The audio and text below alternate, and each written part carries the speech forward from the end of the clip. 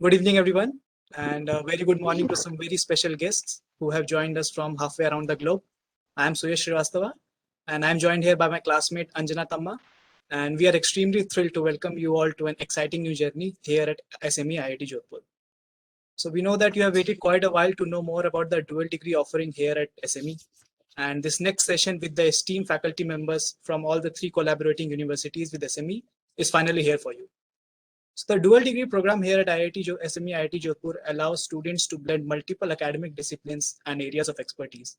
It is of particular interest for those students who are looking for a career trajectory, leveraging the potent combination of tech business leadership, interests, and analytical skills.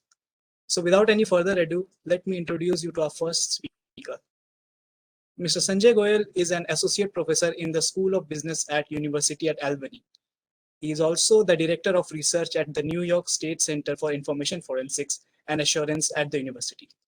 Before joining SUNY-Albany, he has worked at the General Electric Global Research Center as a mechanical engineer.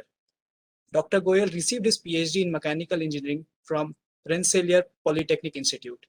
He has completed his Masters of Science from Rutgers University and has done his Bachelor's in Mechanical Engineering from IIT Delhi. Professor Goel, it's an absolute pleasure to have you here with us, and the floor is all yours. Okay, thank you, Suyash, and thank you, Manish, for inviting me here to present. Is Manish there? No, he's not. Okay. Yeah. Yes, Hello, sir, Manish sir is there, sir. Dr. Goel, I was not able to see you. Okay. Thank Sounds good. Okay. for making it convenient. Yeah, no, that's all right. That's all right. It's early in the morning here. It's about 7:30 in the morning, but I think we did good. I get up at 4 in the morning, so 7:30 is just fine for me. So first of all, I want to thank you all for taking the time to come and listen to me. Right? My goal today is to tell you a little bit about the place where we are here and the dual degree program that we offer in collaboration with IIT Jodhpur. So first, a little bit about myself. I mean, I was in your position not too long ago, a couple of decades ago, thinking where I want to go and what I want to do, right? And so, my path took me to where I am. I came to the US with just a suitcase in a hand and about $500 in my pocket. That's all. And, from there, I started my whole journey. And this is a start for you guys. So one of the things which I always start with is this is an adventure. You have to be adventurous to be able to make the most of what you want from your career and your life. So a lot of people are very conservative in not being able to want to do things because they're afraid of doing this. So that's the first thing you should do is don't be afraid, take the leap forward. And doing this dual degree is one of those things. It's an unknown place where there's a lot of uncertainty, but at the same time, it offers a lot of opportunity. So doing a dual degree program is probably a great career move for you guys. So having said that, let me talk a little bit about the program that we have at University at Albany. So first of all, University at Albany is one of the oldest well-established university. It has the 64 different campuses spread across New York. I believe it's the largest university system in the entire United States with 64 campuses. And there are 4 major research universities in this 64 campus system, and Albany is one of the 4. We have one in Stony Brook, Buffalo, Binghamton, and Albany. So it's a very strong research university with millions of dollars in research funding every year. So we started this collaboration about 2 years ago, and to basically offer you guys the opportunity to take some of the best education here in terms of digital forensics and cyber security. So I'm myself a cybersecurity professional, and my work started at General Electric, where I was first working. I used to design aircraft engines. So if you're going on a transatlantic flight somewhere, it probably has one of my engines on there. So that's what my start was. And then I became a faculty and started working in the area of cybersecurity. And that's my expertise. So now I travel around the world working with different governments, trying to see how we can provide them national protection. So the joint program we have with IIT Jodhpur is in cybersecurity. So we have started a 1-year master's program, and that program basically has 2 semesters worth of work. And what you get through the program is basically an MS in cybersecurity. So you will get your MBA from IIT Jodhpur, and at the same time, you will get your MS in cybersecurity from SUNY-Albany. So why cybersecurity? So 2 things I'm going to answer for you guys. Why do a dual degree and why go international? One, and the second, why cybersecurity? So let me go to the first one first. So I think you can obviously complete your entire MBA program being in India at IIT Jodhpur, but the world is becoming very global, right? And without you taking the leap to basically understand what's happening in the rest of the world, you will never fully grow yourself. Because, if you look at 10 years from now, 15 years from now, workers will be all over the place, companies will be all over the place. You need to become a part of this global economy. So just because I moved from India to the United States, that changed my perspective quite a bit. I was a very conservative Indian student, but coming to the US really changed my perspective on the different things that I do now. There are several things that did not want to do. I did not want to do a PhD. I did not want to work with computers, and I did not want to teach. But over time, what happens? I ended up doing all three of them. Why is that? Because over time, as you learn things, your perspective changes. For that, you need to change your environment. If you stay in the same environment which you've always been, you have not seen anything new, so you cannot think beyond that. So one of the things that you need to do is to take the leap beyond what you are thinking. Open yourself, take risks. At this stage of your life, each one of you is basically brimming with energy. You want to conquer the world, you want to be the best, and do outstanding in your careers, right? You have no constraints. So this is where you need to leverage your energy and take risks. If you have to take risks, this is the best time to take it when you are young, you are energetic, and you want to move forward. As you go later in life, you will not realize it, that you will have more and more constraints on what you can do. So this is the time to do it. So, and taking international education opens you up, to a completely different point of view in a completely different environment. So that's one thing. Second, let's talk about cybersecurity. Why cybersecurity? If you look at cybersecurity, cybersecurity today is at the is at the heart of technology development. There are three major innovations that are happening right now, right? If you look at the entire electric grid is getting transformed. One. Second, we are basically working on connected vehicles where we will have self-driving cars. And people think it's basically 20 years ago, but we are 3 to 4 years away from commercial self-driving cars. Excuse me. And third, you have Fitbits today, but today they're working on wearable and implantable devices that will completely transform your healthcare. You will have Fitbits that can analyze your vitals and predict a heart attack before it comes. You will have artificial pancreas, which is able to perform better than your natural pancreas, getting rid of. So these are the three major innovations which will be very transformative. And all three of them are critically dependent on cybersecurity. What happens if somebody were to break into a self-driving car and reverse the collision algorithm? Suddenly there'll be pileups which will be miles long on highways, right?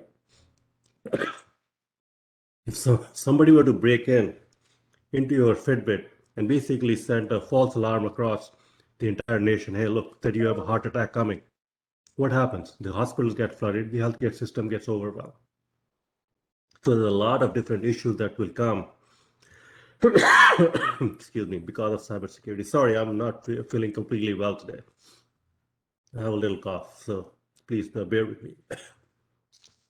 So I think that's the bottom line here, is that the world is transforming very fast, and a lot of the innovations that are happening are critically dependent on cybersecurity. So my recommendation would be invest in a field, if you have interest in that, which is going to grow. So today in the United States, there are about 250,000 jobs open in the field. We don't have enough qualified people, right? And if you see all of the innovations coming through, there'll be at least 1 million opportunities within the next 3 to 5 years. And you want to be able to leverage that. So the joint program that we have created, it is basically a 2-semester program. You basically go through the 2 semesters. At the end of that second semester, you get a 3-year work visa. And if you are good, you will definitely get a job given all of the shortage of jobs that we have in the US. No, shortage of people we have in the US in this specific field. And so, but again, you need to have interest in that, right? I mean, it's a field which is hardworking field because things are changing every day. So what you learn today is going to be completely different 10 years from now. So if you get into the field of cybersecurity, you need to understand that over time it is going to change, and you will have to learn and change with the field. Every day I come into my work, I've been in the field for 15 years. I'm learning new things every day, developing new things every day. So this is the kind of field that we have in cybersecurity.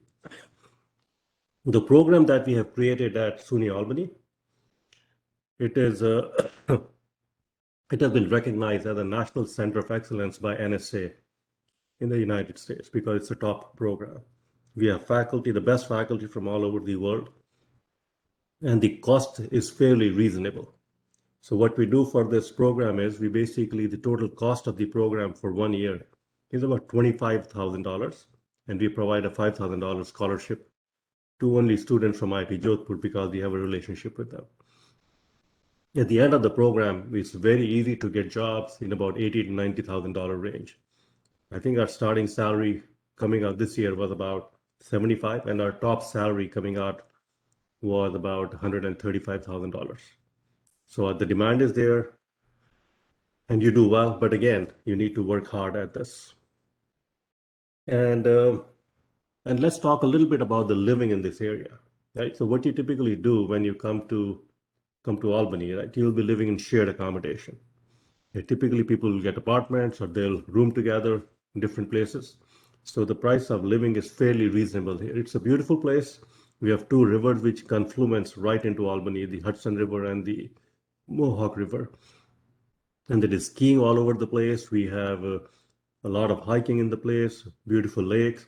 It's a very beautiful place to come and live in. The winters are a little bit harsh, but other than that, I think it's a nice place to live, to come in. And there's a strong Indian community here on campus, which is very supportive and will help. So at some point, you have to make a choice about your career, and this is a good option to do it. In the end, what I recommend to people is follow your heart. The only thing that you need to worry about is not constrain yourself by fear that what if I don't succeed? That's not for you to worry about. You got to try it out and see what works and what doesn't work. Each and every student that we have had from international audience, we nurture them, we train them, we help them along to make sure that they succeed. But in the end, the success comes really from your own hard work. But as far as effort goes, the faculty is well tuned. They work one-on-one with students to make sure that they succeed. See, a lot of people feel that that the language is going to be a barrier for them. They have accent and whatnot. So, but be assured, I had the same accent when I came to this country, and you are not evaluated on your accent, but what you can deliver. So, accent is never going to be an issue. Your English language skills are not going to be an issue in coming here because you get evaluated the how you can think. The higher you go in the education, it's more important that you're able to think well, think critically, and be able to articulate your thoughts than the language and accent issues. So I would not worry about those things. And other than that, I think the program that we have has 3 separate tracks. We have only opened 1 track for now because of the pandemic. The 3 tracks that we have are basically the cybersecurity track, which is focused more on the commercial side of things. For instance, working in banks, consulting, industry, with how to protect organization in cybersecurity, how to do risk analysis, and how to implement programs in an organization. That's more management related, security management. Then we have a forensics track, which is law enforcement related. How do you look at criminal incidents that use computers or computer-based crimes, right? So that's very law enforcement oriented. The third track, which is very unique to our institution, is about intelligence, going behind the enemy lines. For instance, if you work for an intelligence agency, the first thing you want to do is try to figure out if you can gather intelligence from your adversaries. For the US, it's Russia, China, Iran, and whatnot. How do we penetrate behind enemy lines? So you learn a lot of hacking skills in this case. So that's our third track, which we haven't launched, but we plan to launch it next year by the time you guys will be ready. So, but I think but the problem with taking that intelligence track is that unless you want to come back to the US to work, to India to work in intelligence, it'll be very hard for you guys to find a job in the US in intelligence because they need US citizens to be working on those jobs. So my recommendation to all of you would be to focus on the cybersecurity track if you decide to come there. So along with this program, the classes, you also have to complete an internship, and some people do it over the summer, and but other people do it through the semesters along with the coursework. For you, I will recommend doing it along with the coursework, because if you do it in the summer, you have to pay for more credits for taking the internship credits. Whereas if you do it in the semester, there's a flat fee and you don't end up paying any more. So that would be a recommendation for doing that. So having said that, do you guys have any questions?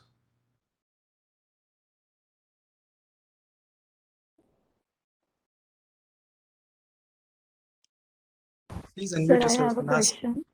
Yeah, Yes. please go on. Sir, on joining the institute, would we be able to apply for TA and RA positions?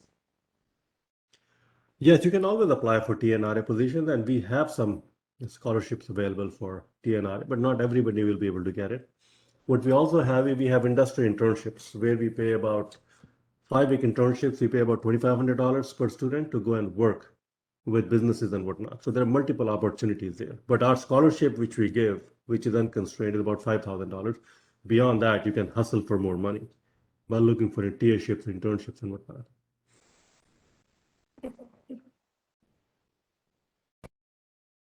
Any other questions? Very good. Very good morning, sir. Good morning. My question is, like, how are the profiles evaluated for admissions in MS Digital Forensics and Cybersecurity?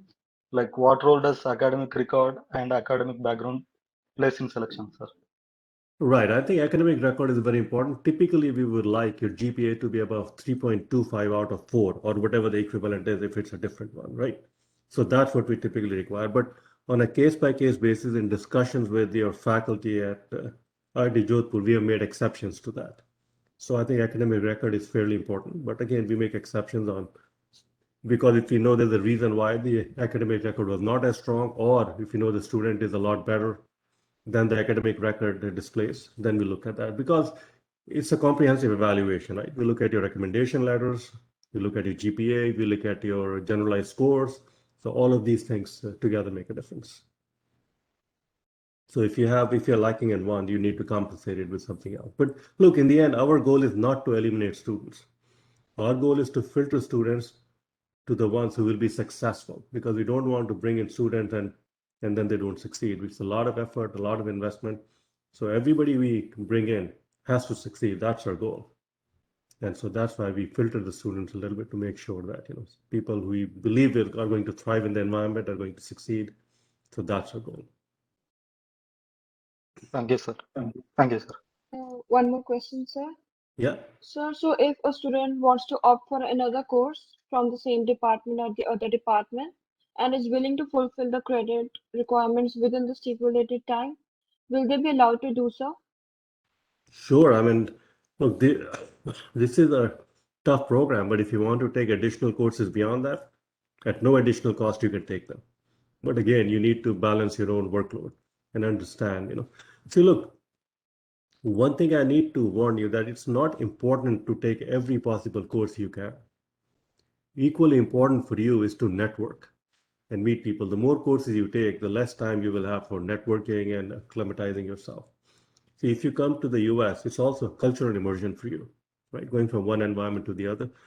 So instead of taking too many courses, I would recommend also to get that cultural immersion, because you grow in ways you don't even realize, right? The way you interact with people, the way you think about things. So a lot of different things change when you come to a different environment. So make use of that as well. A lot of opportunities to meet people, professionals in the field who come and give guest lectures. There are a lot of clubs here, academic clubs, professional clubs, which you should be a part of. So there's a lot of activity going on here. So apart from the curriculum, you can take advantage of some of these things, which will help you guys. Okay, sir. Any other questions?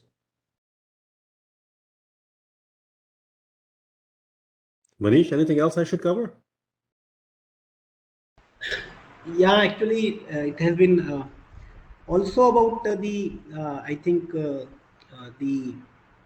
importance of the cyber security. Like I think you were mentioning in one of the sessions that how the scenario of the cyber security and digital forensics in US and the world in general, and the and how this course is really essential for every sector and every industry, because cyber security is no business is without IT. So I think it is inevitable. So I think for So I think everyone. you're right. Yeah. So Manish, you've articulated that already pretty well. I think cybersecurity is at the core of the enterprise today, right? I mean, what we have done over the last 25, 30 years, we have created this information system which is more and more and more complex. So complex that people have lost visibility into their own enterprises. You know, they don't know who's coming in, who's leaving, and whatnot. We just follow the information system. So the cybersecurity world has changed. It used to be protection. From protection, it has become more visibility. That how do we gain visibility into our own systems, into our own networks?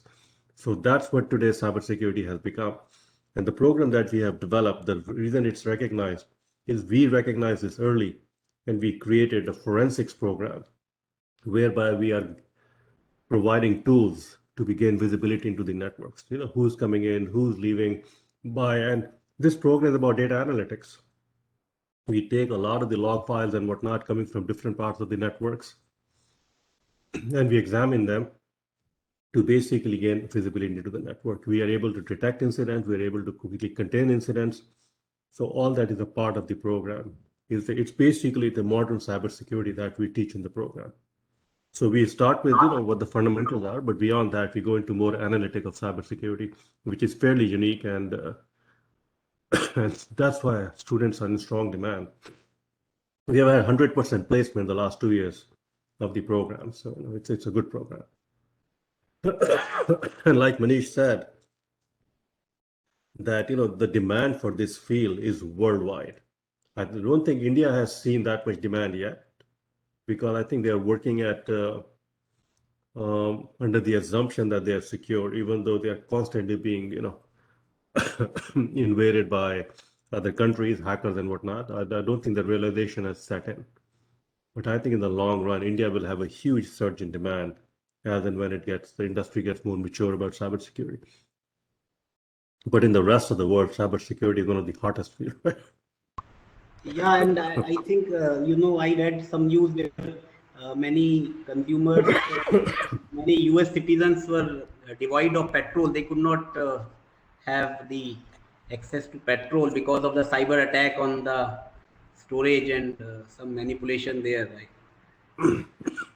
So You're talking about the Colonial pipeline attack. So about 2 months ago, there was a ransomware attack on the Colonial pipeline. What the hackers did is they basically compromised their administrative systems and not their critical infrastructure systems. However, they still had to shut the pipeline down because they lost visibility into the pipeline. If you look at a pipeline, it is not always transporting oil. It has a lot of different payload. It can be oil, it could be crude, it could be gas, it could be water, right? So a lot of things go in there. And they basically have precise timing, what time something starts and what time something ends at the other end. When their administrative systems were compromised, they lost that visibility. Without knowing what is being transported, how much and where, there was no way they could extract it at the other end. That's the reason they had to shut off the Colonial pipeline. Right? So there are a lot of these interdependencies which people don't realize. yeah, And for that reason. Yep. yeah, and it arouses the feeling, like cyber security is not restricted to only cyber. Now it is inevitably ingrained with our day-to-day life. Like today it was petrol on a petroleum pipeline, but it could be like God forbid, but it could be on electricity and flights, and everything is using computers. So Right. cybersecurity is of great significance, and we are as a we like even no strata of society is untouched from the Right. So I'll computers. give you an example, right? During COVID, one of the most important commodity was oxygen, right? If hackers break into a hospital and threaten to shut down the oxygen supply without giving them ransom, what are you going to do? In the end, you'll have to listen to the hacker and pay them the ransom. So, like Manish said, the integration between cybersecurity and everyday life is increasing every day. The internet is transforming. It is going from just being transmitting information to feeling and sensing. There are millions of sensors now which are being used through the Internet of Things. And that is transforming that. As the internet transforms into something that feels and something that goes beyond thinking, I think we will have the same problem. Because if the internet or devices are controlling your healthcare, right? It is controlling your transportation, it is controlling your electricity. In the long run, this is going to create vulnerabilities that can only be exploited by hackers and whatnot. So right now, US and Russia are at loggerheads over the ransomware attacks because a lot of ransomware attacks are coming from Russia into the US. And so they have a diplomatic stack. And I'm right in the middle of that because I'm one of the interlocutors between US and Russia cyber relations. So there's a lot of opportunity in this field, both in terms of critical infrastructure, in terms of banking, finance, everything uses cybersecurity. So you will not go wrong in doing cybersecurity, provided you have interest in the field. You'll have get a great job, and it's a career that will sustain over the next 3-4 decades without you having to worry about it. Because as technology advances, we have new vulnerabilities that come in, and and we need professionals to be able to take care of the security challenges that we have. And All right, so Professor Goel, okay, sorry. Go ahead. No, you okay? No, so I was saying that if you wish, I could also take the students through the semester timelines and the uh, fee structure. If you suggest, I can also, and you can be there too. Sure, go ahead, Manish. Why don't you do that? Yeah. So the first semester begins begins in the last week of August, and it will continue till mid-December. And the second semester at SUNY-Albany would continue from January last week to May first week. So that were the timelines for the semesters which you would be spending at SUNY-Albany. And Professor Goel is there to if there is any change. And the fee structure, because it is a state university, the fee structure is most attractive and very much relatively best placed.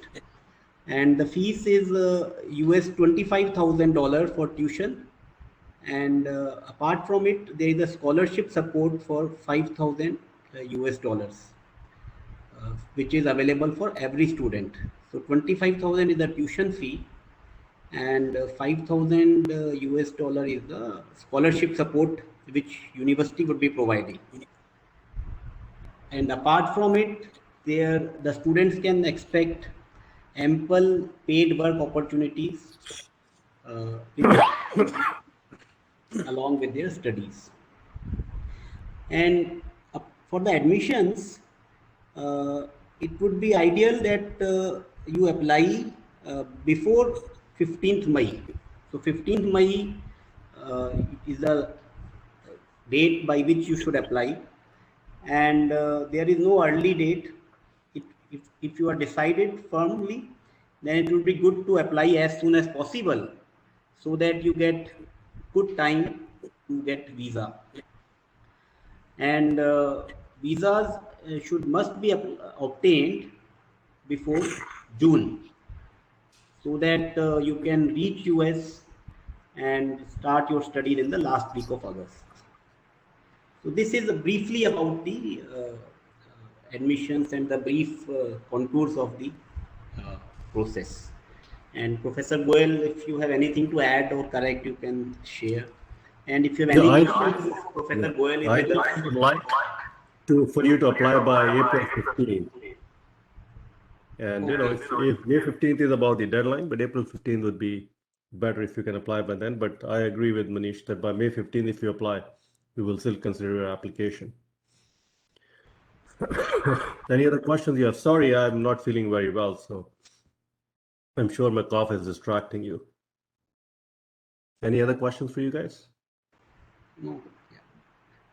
But your session is very wonderful. It is lot of knowledge for me also, and lot of information. Very wonderful. Thanks. Sorry, I couldn't do full justice to it because No, I'm no, not feeling very well. perfectly. It was perfect. All right. So any Okay, questions, students, if you have anything to ask about the modalities or about the life there, about the your doubts which you may have, and so as Professor Goel has said that there, so apart, it is not only about the academic learning. Academic learning is definitely based on a lot of rigor and best in the world. But other than that, it is the experience, overall experience, which would also be very much contributing. So, any questions, you can take this opportunity, because uh, we may not get Professor Goel shortly now for some time. So, Yes, that will- I have yeah. a question. Sir, I have a question.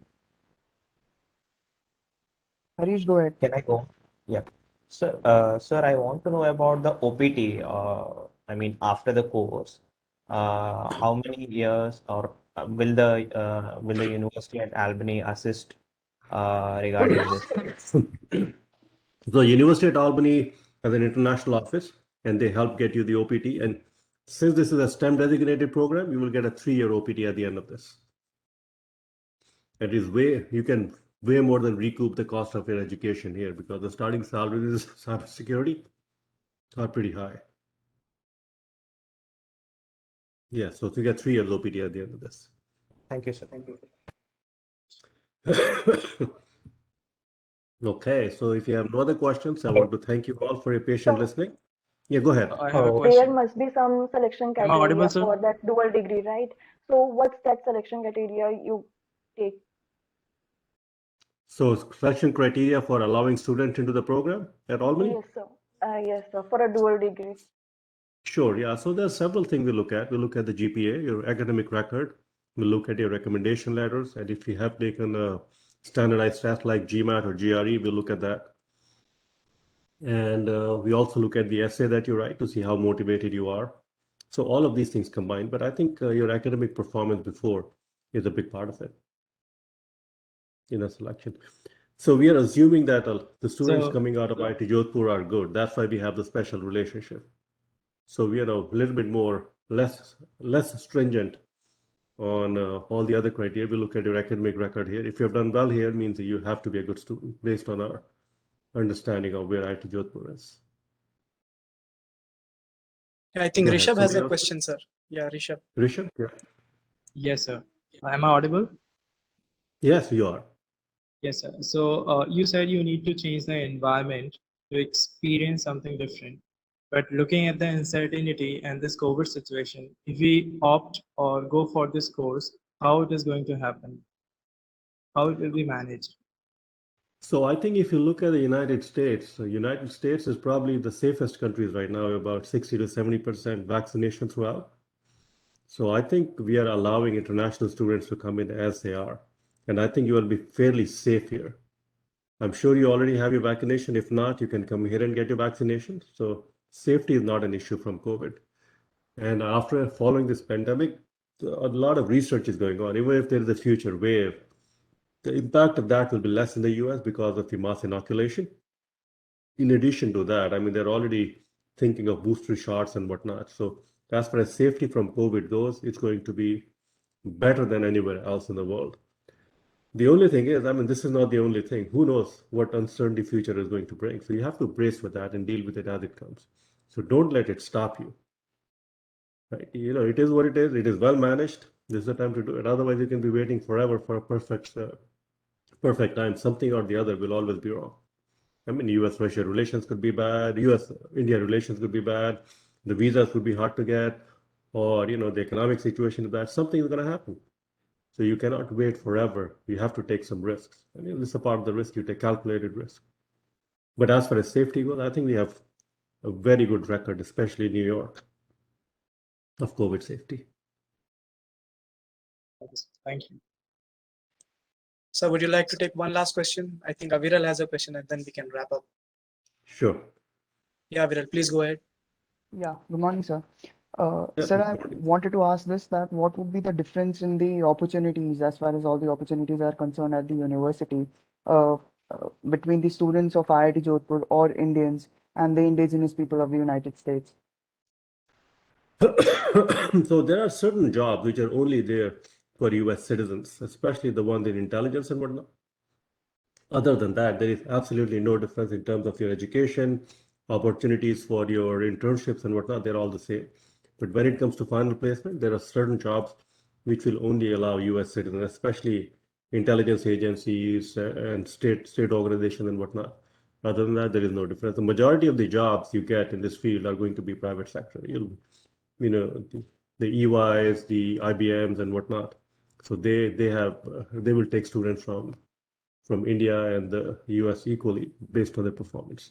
So in the end, it's your performance that's going to make a difference rather than your citizenship, because you have a 3-year OPT and that really makes a big difference. If you only had a 1-year OPT, you would have a hard time getting a job because companies don't want to invest knowing that you could leave in 1 year.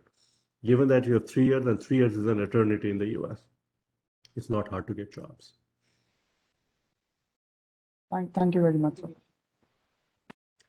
Okay, so thank you all for your patient listening, and I hope to see at least some of you come to U-Albany. It's a great place. It's a very nurturing environment, and it's really like a small family here. Faculty are very close to the students. They work one-on-one with students. Their doors are always open. So if you come in here, you will enjoy the warmth that comes from coming to a school like this. So thank you all for listening, and thank you for Thank you so inviting me much, to sir. talk to you. Yeah. Thank you so much for the Bye, informative everybody. session, sir. It was a pleasure having you, sir. A very good morning, sir. So I would like to introduce you to our new incoming batch. So Dr. Shivraj Kanungo is the Vice Dean of Graduate Programs and Associate Professor of Decision Sciences at the George Washington University, Washington, D.C. Sir has published extensively in research journals like European Journal of Information Systems, International Journal of Information Systems, and many more. Before joining GWU, Sir was also an associate professor at IIT Delhi. He holds Masters of Management Studies degree from BITS Pilani, MS degree from Southern Illinois University at Edwardsville, and the PhD degree from the George Washington University, Washington, D.C. Sir's areas of expertise includes information technology management, software engineering, and IS evaluation, to name a few. And I'm very glad to tell you that I'll be joining him very soon at DC this August. Sir, it's an absolute pleasure to have you here with us, and the floor is all yours. Yeah, I hope, thank you so much, Sriyash. Firstly, I'm really happy that not only Sriyash, but Zare is also in DC soon. And I'm really glad that the arrangement with IITJ and GW has worked out exactly as we wished. It's what we call lightweight arrangement, and I think that is possible. I'll take a little bit of credit for that because I have a slight softer corner for the IIT system. Of course, I'm from BITS, a really soft corner for there. But I spent 7 years teaching at IIT Delhi, and I had a lovely time. I was there from 93 to 2000. I had a lovely time setting up their MBA. This was, God knows, way back in 96 or something like that. And that was pretty successful. And the reason I'm talking to you is a couple of reasons. I won't hesitate to say that the quality of students we attract in the IIT system, whether it's the master's, bachelor's, or any level, is very good, very high. And one of the things I used to tell my students there, and what I still tell people here, faculty, is the harder you push IIT students, the better they bounce back, and they shine more. So we had no qualms actually just making a one-page arrangement with IITJ, and the credit goes to Manish Agarwal, one Dr. MP Gupta from IIT Delhi. I see Manish has joined me, so I'll just take a couple of seconds and I'll let Manish also come in here. Yeah, very nice, Professor Kanungo. It's a wonderful opportunity to have you, and thank you for making it convenient. And actually, here we have a very, very strong rainfall, and all there's a good water ingress in my room, so that's why. Oh, don't worry about it. Don't. And it's very, like, for me it is it's a good experience to see such rain here. Yeah, not a problem. I was just introducing. Suyash did a great job of introducing me, giving my background, but I was telling them the background of this arrangement. So there are 2-degree programs that we have in this arrangement, and essentially what we are doing is, so to summarize what I was saying is, because on average the quality of students I've been able to convince anyone here is high, we're basically saying anyone from IITJ is going to get a quote-unquote scholarship, all right? Which places, I guess, a special burden on both Siyash and Zores to prove me right, all right? Because I've said by IITJ is no different than IITD, all these IITs are same. So I'm being very frank. So basically, depending on what Siyash and Zores do, we will take our next step. But I'm sure, I have no doubt that these two will do really well. Now, what's also going to happen is, without me saying anything, Siyash and Zores will be in touch with with all of you. They will feed back. Word of mouth is important. Everything. All right. So you will hear from both of them what's here. And there is a student view, there's a faculty view, there's an administrative view. We believe in the dictum, at least I do. Now that when this arrangement was done, completed, I was the Dean of Undergraduate Programs. Now I'm the Dean of Graduate Programs. I have a lot more responsibility and control over these kinds of programs. So we believe in the dictum, or pithy aphorism: you take in good people, they come out better in spite of what we do. So we have a great, I think the 2 programs that are part of this arrangement to the IITJ are MSBA, Master of Science in Business Administration, and Master of Science in Applied Finance. So I would welcome you all to explore those 2 programs. I think the faculty are excellent. I mean, both in business analytics and in applied finance. I don't, although my home department is decision sciences, I have a joint appointment in information systems. The applied finance option is pretty neat also, because, I mean, we are like 1 block away. I can see the IMF and World Bank buildings from my office, actually. So what I generally tell people is, one of the questions which will come up is, what about jobs? What about recruitment? How do you place? And I will tell you what my professor told me when I completed my PhD. So he said, "Congratulations, what next?" I said, "Well, I don't have a job. I'm still looking." He said, "Don't worry. For a good person, there's always a job." So that's the kind of a casual answer.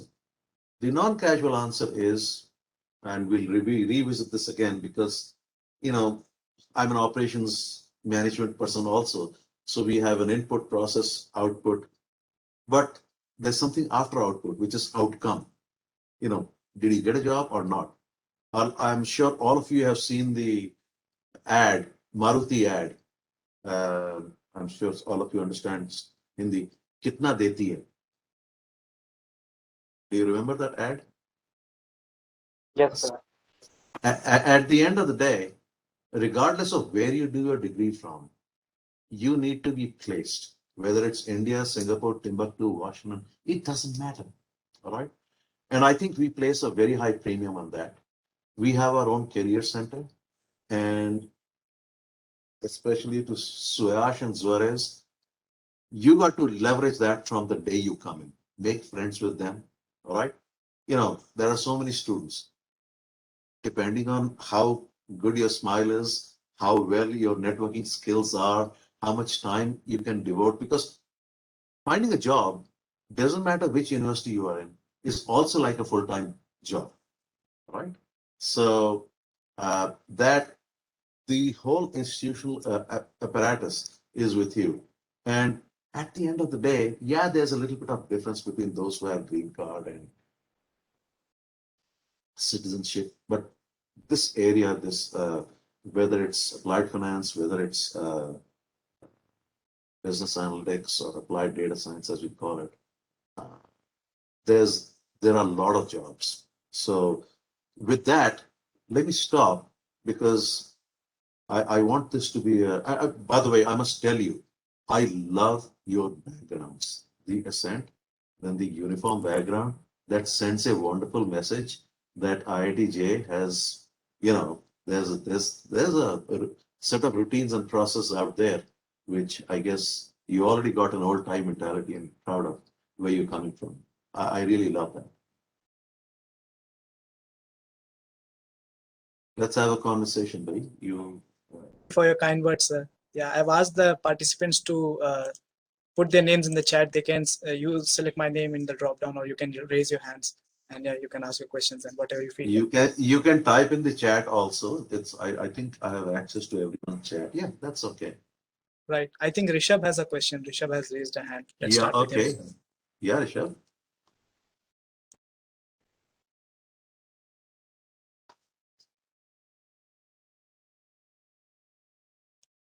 Rishabh, okay, I think Rishabh is not available. Sakshi has asked a question, sir. Yeah, Sakshi, please go on.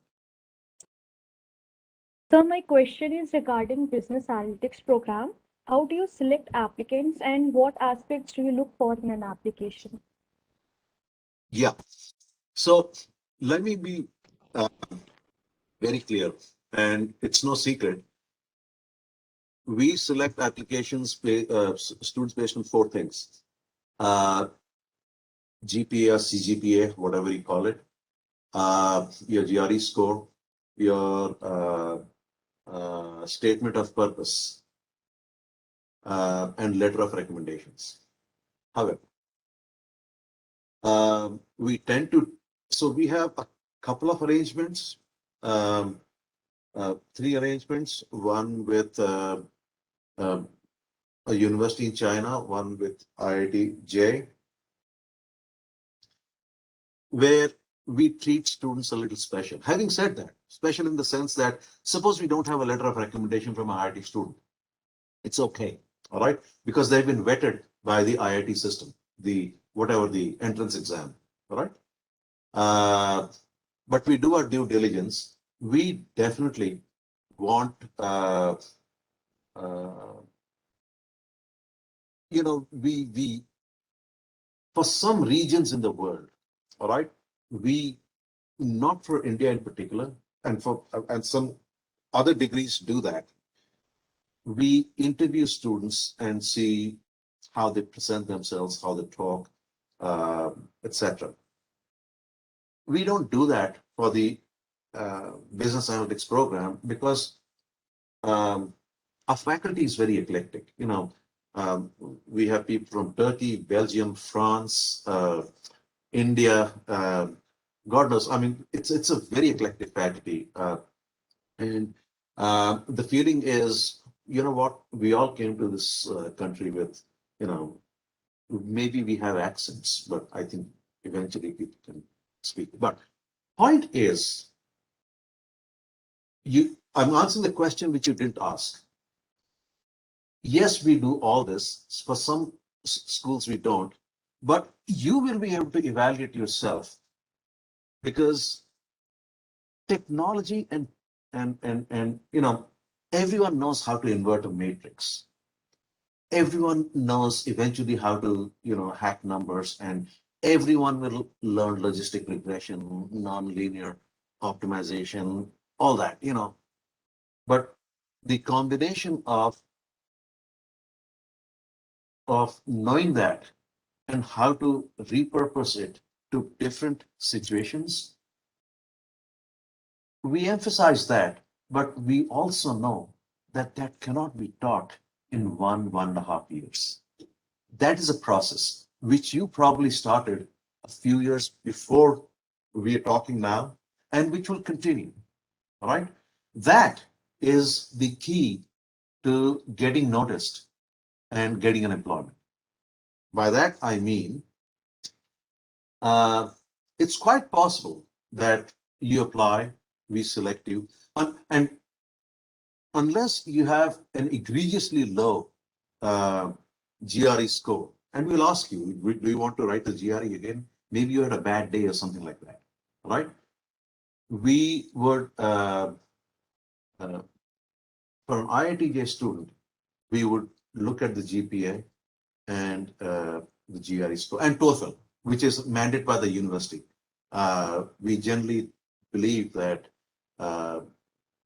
we think that people from it, all of us know English, but all of us know already that we think in our, for example, I think in Hindi and I speak in English. Some of you will think in Tamil and speak in English because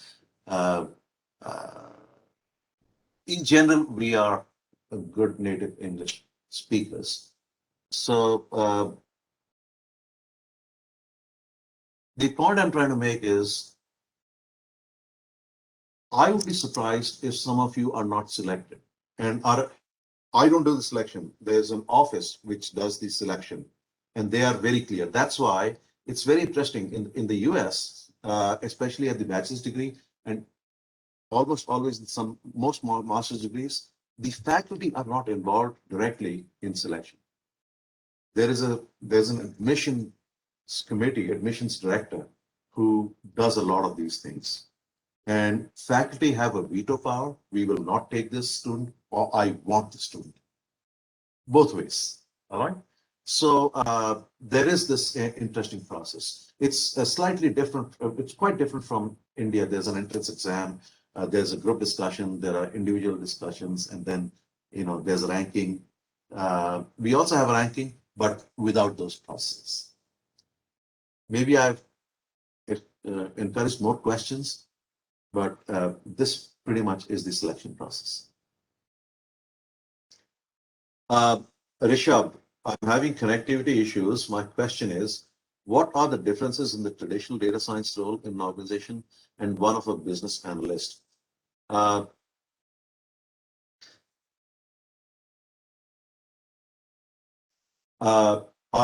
So that's a great question.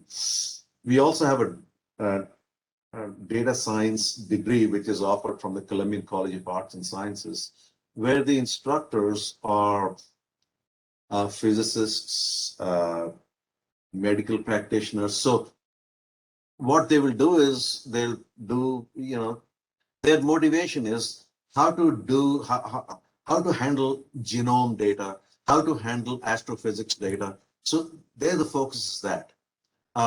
It's not that some of the students are not being placed in organizations. The way I explain business analytics is, business analytics is data science applied to business. So it's applied data science. Having said that, you know, every Tom, Dick, and Harry who, you know, as far as Unison is concerned, has data science or business analytics degree.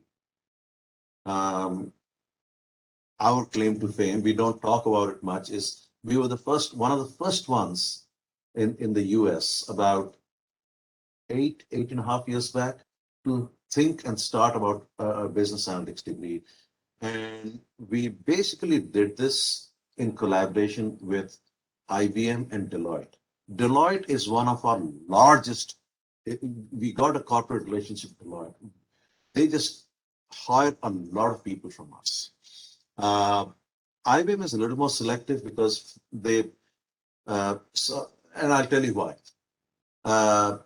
So we basically premise our degree on businesses, corporate businesses. That doesn't mean it, you know, the business analytics professional who's graduating cannot seek employment in other areas. They're qualified to seek employment in any other areas. I mean, people have gone to all sorts of places. But our instructors are from SAS, are from IBM, are from H2O, are from Deloitte. And we are lucky because we're in DC, we can attract those kinds of people. We also, so the combination is a good one in the sense that we have really good people who can handle the theory component, which is really important because that's why someone from an IIT system is attracted to us, because with these kinds of people, we can open up the black box and say, it's not like monkey see, monkey do, you know, you put data into a regression machine, answer comes out. So the business analyst who graduates from here can work on the customer facing side as well as on the production side. So what we are saying is, from our degree program, if you are really a techie and you are not interested in dealing with people, you are interested in dealing with algorithms, creating new algorithms, this is not the place for you, right? Then you should not even look at a data science program. You got to look at a computer science program. But if you are an individual who's looking at becoming a chief information officer one day, chief data officer one day, chief knowledge officer one day. By the way, you don't need an MSBA, Master of Science in Business Analytics, or even an MBA to get that. But these are convenient routes. This is the degree for you. If you're interested in taking a business problem in a team framework, nothing can be done alone nowadays, in a team framework, and helping deploy, create solutions and deploy those solutions in industry, whether it's finance, whether it's sports management, sports analytics is big, by the way. We got someone from Washington Nationals who teaches in our sports analytics program. So the idea is that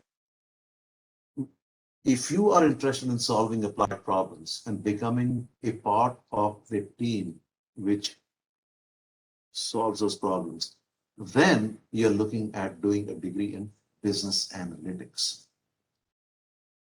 If you are interested in joining a hospital system and dealing with clinical data, very specialized, then you're looking at clinical data science. We also have, we have a school of public health where you have bioinformatics.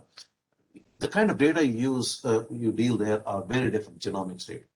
If you're looking at dealing with astrophysics data, we think of big data as terabyte, gigabyte.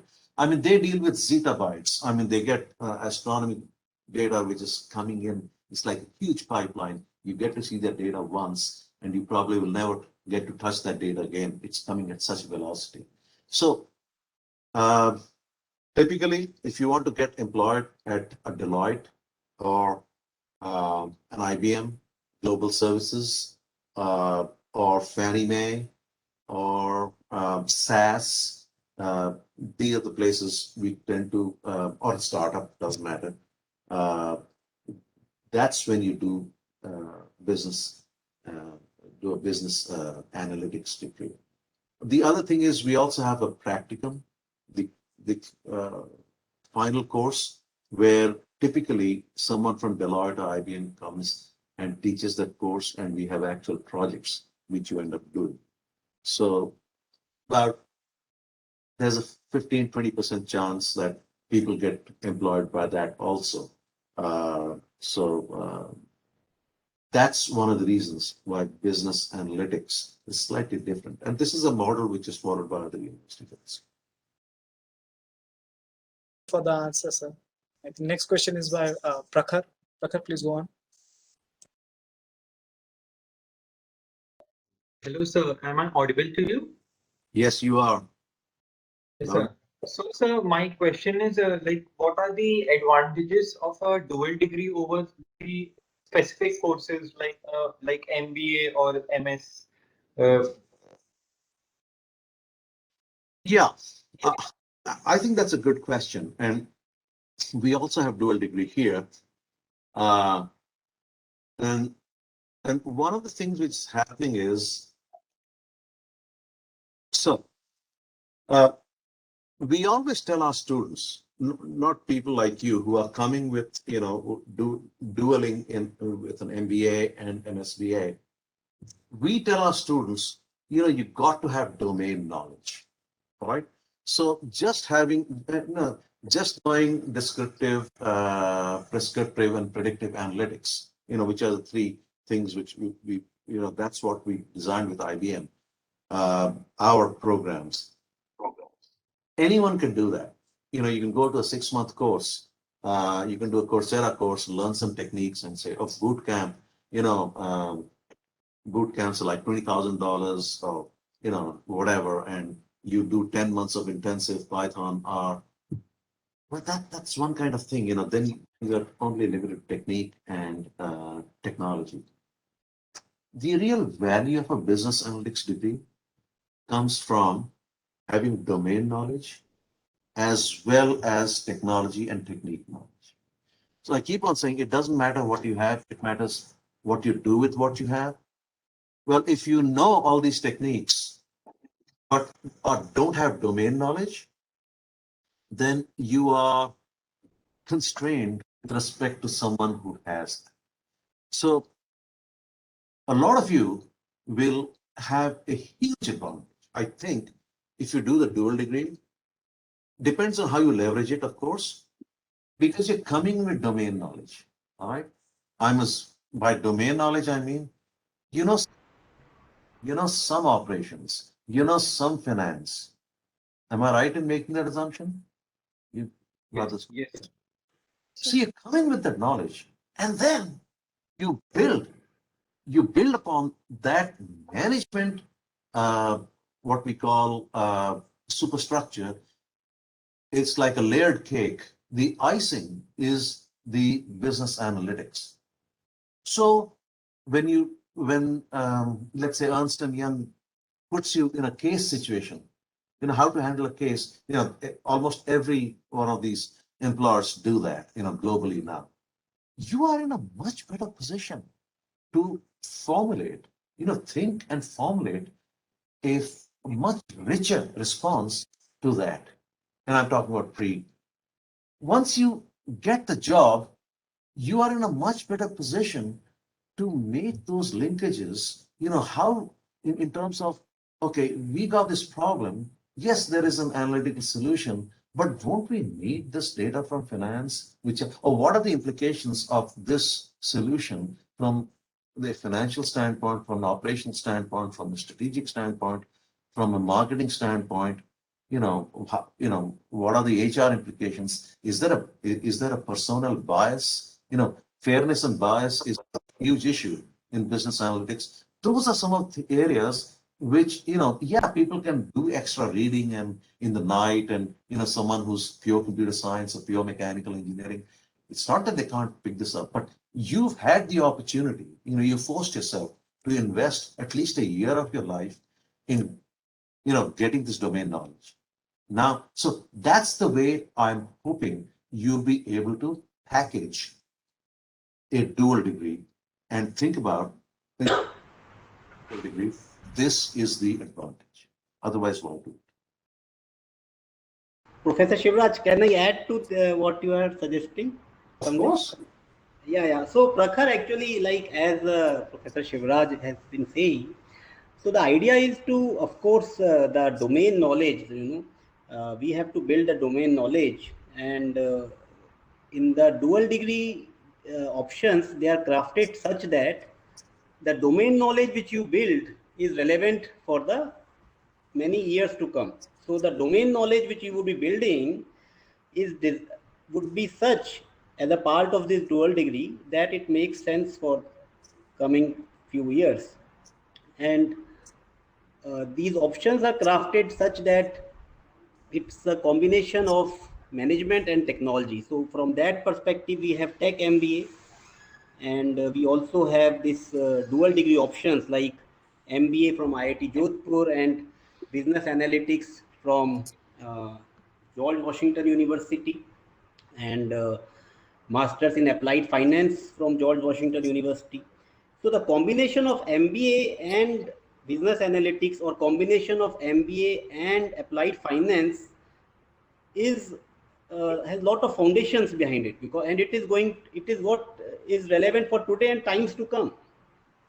And the advantage of dual degree is also a certificate. See, it is a certificate of your domain knowledge also, that yes, you are having this domain knowledge, and these certificates would be given to you by IIT Jodhpur and George Washington University. And George Washington University is one of the foremost when it comes to business analytics, and I think Suyash and George must have done a lot of study on it.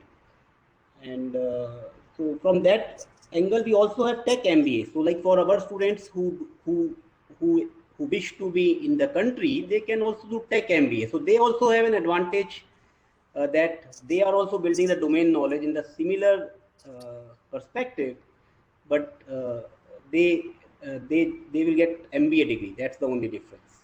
So just to add. Thank you, sir. Manish sir, for that answer. Vishal, you can go on. Hello. Sir, Hi, good Vishal. morning, sir. Good morning. You said that the journey of employment begins from many years before we join the program. So I want to ask, what are the characteristics you think a student should possess before joining the applied finance course? And also want to know internship requirements in the program. In applied finance? Yes, sir. Okay. I don't think there's an internship requirement in applied finance, but the idea behind applied finance, or just the MS finance degree, is to I encourage you to look at their website. It's a very, very clean website in the sense that you don't have too many options, and it's a very technical degree. This is what one of the employers told me. So this person is 1 year junior to me in, and he is the chief of treasury at IFC, which is, I guess, the next building here. And I met him. I didn't know him. I met him at a social gathering, and I basically asked him, "Hey, when are you going to come and employ some of our people?" Now he has his degree from Columbia, so which is very good in finance. So he said, "Of course we'll come. We have always come, but you don't generate enough graduates." Then our program was small. There's a few years back. So and it's a question on networking. So I'm answering your question this way: what are the characteristics one should possess? All right, that's a very good question. And the next, in terms of, how do we present our students best? He said, "Bhai Shivraj, you are a professor, so you have never worked in the industry." And I told him, well, that's wrong, because I worked with IBM Global Services for 7 years when I was at IIT. So we were joking around. Seriously, when I go and look to hire someone, almost always, regardless of the university, whether it's Columbia or Wharton or GWU or Georgetown or you name it, these students know enough about finance. And frankly, and these are his words, I can teach finance to a monkey also. What I'm looking for is someone who I'll be sitting with or dealing with for 8 to 10 hours a day.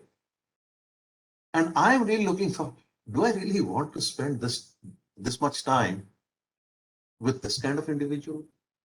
So this is a hint to what I'm telling, not just finance, by the way, this for everyone. So what organizations are looking for, not just applied finance, are people who have a well-rounded personality. When I say well-rounded personality, is people who are respectful to others, people who are good listeners, people who learn very fast, people who can solve problems. All right? And this is not asking for the moon, because these things cannot be taught in a year or two. Finance can be taught in a year or two. All right? So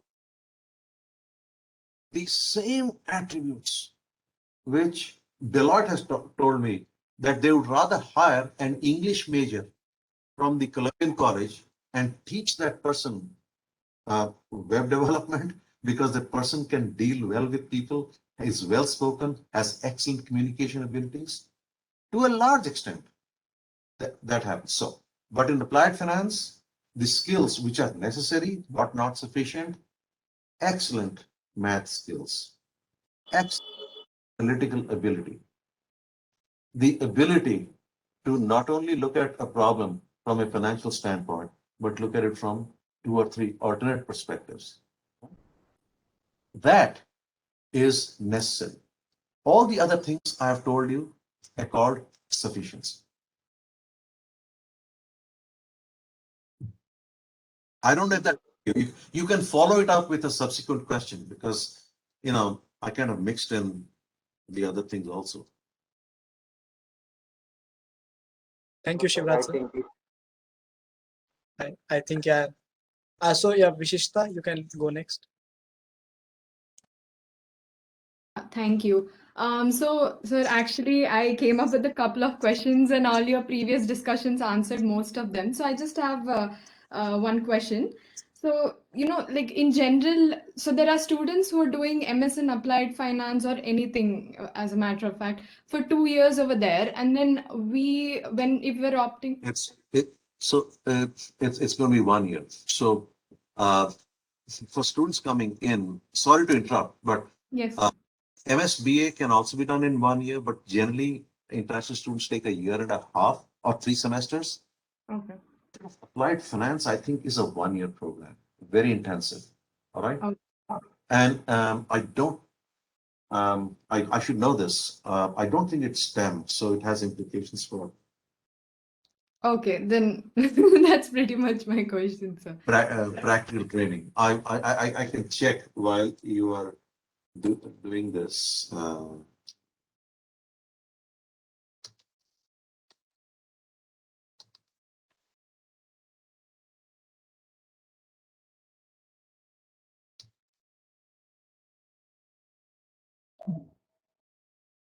Well, actually, MSAF qualifies as a STEM program. Okay. So, I wanted to be doubly sure. But the business analytics course can be done in more than 1 year, right, sir? Oh, yeah. Yeah. Yeah. So then my question is going to be business analytics specific. So considering a student who's directly started with that course and is doing that for the course of, for the course of 1.5 year with an internship in between, completely over there, what kind of an output difference will there be when compared to a student who's done MBA, who's going in between? Will there be a When you say output difference, what output? Whose output? in the sense, well, this is a very simple way of saying it. It's just my understanding that if if a company is trying to recruit, they might prefer a person who's spent more time on the subject than a person who's done dual degrees and everything. So, Well, to understand yeah, about that. yeah. That's good. But I think the the one I'd like to visit first is internship and all. So one of the reasons why international students don't want to finish the MSBA program in 1 year is because they start in fall, go through spring, want to do an internship, summer internship, and then finish up in fall, take maybe some courses, 2 or 3 courses, right? Not more, maybe one with special permission. I think that's it.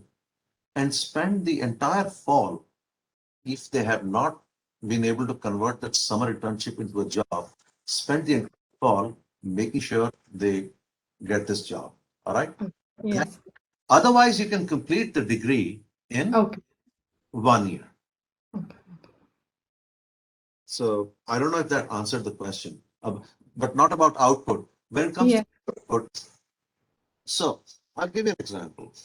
We had this nice practicum with Washington Redskins. Washington Redskins is the big football, that's the Washington, D.C. American football, There are two kinds of sports analytics. One is, you do analytics on players, player analytics. The other is customer analytics. All right. How do you get players into the stadium? How do you sell more jerseys? How do more beer in the stadium? Whatever. All right. How do you maximize your revenue, so to say? All right. Well, they gave us feedback that these guys who, these are good students, and it just so happened it was a team of like 1 Indian and 3 Chinese students. The Indian student kind of did the yapping, talking, and Chinese students did the coding and all. It wasn't a great project because these people the Indian student had completed BTech and done some 1 or 2 years of, some Infosys or something TCS and come. And then the Chinese students, similar, they said, well, they had never looked at it from business. Everything was regression. Everything was big data. Everything was like, we did this technique, we did that technique.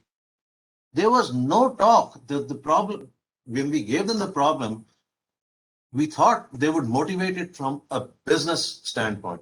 Here is the business problem. Here is the business solution. And we don't care about what the hell you do in the middle. But the only thing this group talked about was regression, this, that, data. We did data cleaning, we did data massaging, we did use this package. And they said, well, if you're going to do this, then we are not interested because we don't know this language. To answer your question, if you have an MBA degree and you leverage that degree, that you learn the business language, you learn the language is very important. If you're a Bengali and I start speaking to you in Bengali, suddenly you will start smiling at me. If you're a Tamil person and I start speaking to you in Tamil, suddenly there's a bond. Similarly, when you're dealing with business people and talk the business language, and they are confident that you can hack the technical language, that's what you bring to the table. So to sum it up, if you to leverage your business degree and really take advantage of this tool, keep on speaking, but don't start talking business to a tech. Don't speak the wrong language. If you're Bengali and I start speaking Tamil to you, now that's a wrong number. So yes, you can. It makes a difference in how you're perceived. It makes a huge difference in how an employer perceives you. These people who are hiring managers can see through this can recognize this talent very fast, and they appreciate this. Sir, I have a very simple, unrelated follow-up question. What is the Indian, concentration like in DC? Like we know in Texas and all, there are a lot of Indians. So I just want to know what the Indian, concentration is like over there. It's huge. Here is what happened. My wife and I were very happy in IIT Delhi. I mean, those are the best years of our lives, all right? But she had gone to school at George Mason. I had gone to school at George Washington. The main reason we came back was because, you make friends when you're studying and all our friends were there in this area. Not that we didn't have friends in Delhi, in hostels and whatever. The main reason we came back, and I got lucky, I mean, there was a job and all that, was because, and now if you think about Indians, Texas, yeah, Houston, that's huge. But then Houston has more Pakistanis than Indians, which is not the case here. No, this is supposed to be a joke, all right? But this place is so, not only will you find Indians, you will find people from all over the world. That's the beauty. You will find Mongolians. This is DC. I mean, this is next to London. This is the capital of the world. I mean, this is so cosmopolitan. I mean, I have a lot of Pakistani friends. I have Bangladeshi friends. I have Korean friends. I have Vietnamese friends, professionally as well as personally. I mean, you won't find as many South Americans anywhere in, you'll find Lebanese. I mean, there's a huge Lebanese settlement in Michigan, but next is here. So, thank you, sir. Great place to be. So, thank you, sir. Just to add to that point, so we get 16 months. So there is a 12-month period to do MSB or a 16 months. So as Shivraj sir said, to fit in that internship thing, so we have to. You can do it in 12. You can do it in 2 semesters, fall, spring. It's tough because it's tough in the reason we did that is for domestic students. It's very hard for domestic students to take 1 year off because then the opportunity cost, if you're earning $100,000 a year, you're giving up that $100,000 and then paying fees. See? So you want to minimize the time off market. So that option exists primarily for domestic students so that they don't have to be out of job for long, full time. But typically, international students take 3 semesters. But if you want to, if any international student wants to finish in 2 semesters, that's also possible. Did I answer you? Did I clarify that, Suyash? Yes, sir. Yes, sir. Yes, sir. Okay. So we are also eligible to do internship only after 9 months. So I read that. Yes. Yes. So that is why. Which means you want to make sure if you want to go on that 1 year, 2 semester track, you want to make sure you landed an internship in summer. Definitely. All right. You can't risk not having an internship and then searching for a job, right? In summer. Yes, sir. Yes, sir. Correct, sir. So thank you, sir. Next question is by Paridhi, sir. Paridhi, please go on.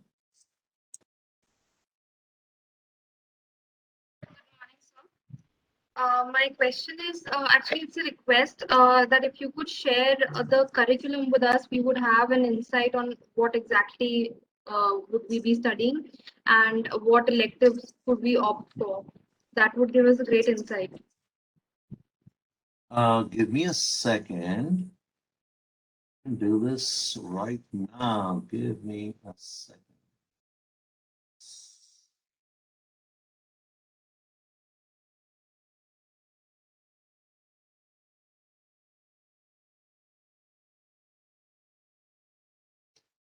Can I share my screen?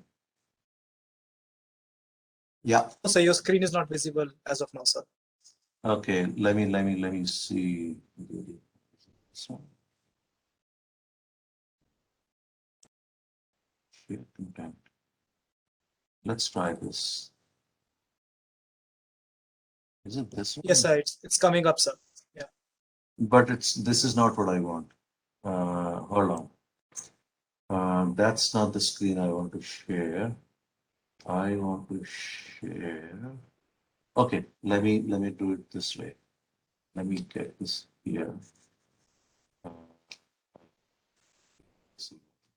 Sorry about this. I have 3 screens. That's why I'm getting.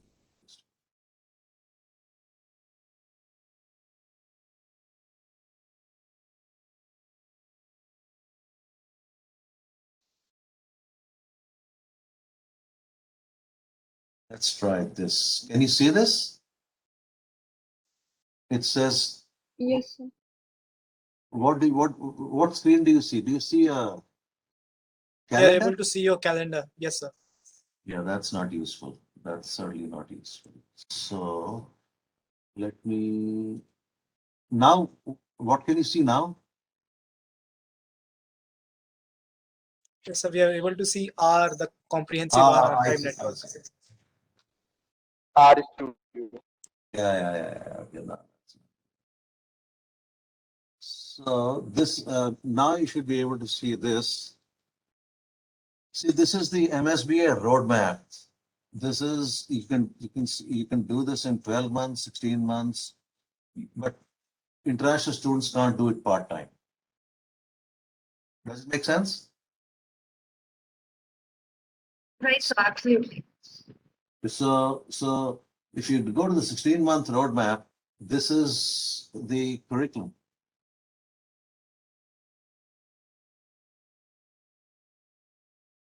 So I don't know how do you want to do this. I can put this in the chat box and you can actually ask me questions, or let me put this in the chat box, and once you have questions based on this, we can continue this conversation now. I didn't want to skip your question, but I thought it's best for you to have a look at this and then ask questions. Just to small input there, sir. So I had a chat with Nikki. So she said that this curriculum is a little bit outdated. So she said It is. Yeah, but the overall gist is the same. Oh yeah, it's outdated because we almost we don't do it every year. Every semester we get input from the industry, and what's working, what's not working. And so, for example, you see DNSC 6211 Programming for Analytics. That's the one I teach. All right. One of the changes is we have broken that into 2 courses. Instead of 3 credits, it's 1.5 and 1.5 credits. So those are some of the changes. We've also introduced another new course, but for the most part, it is unchanged. All right, because the superstructure remains. But if you have any questions on any specific course, let me know.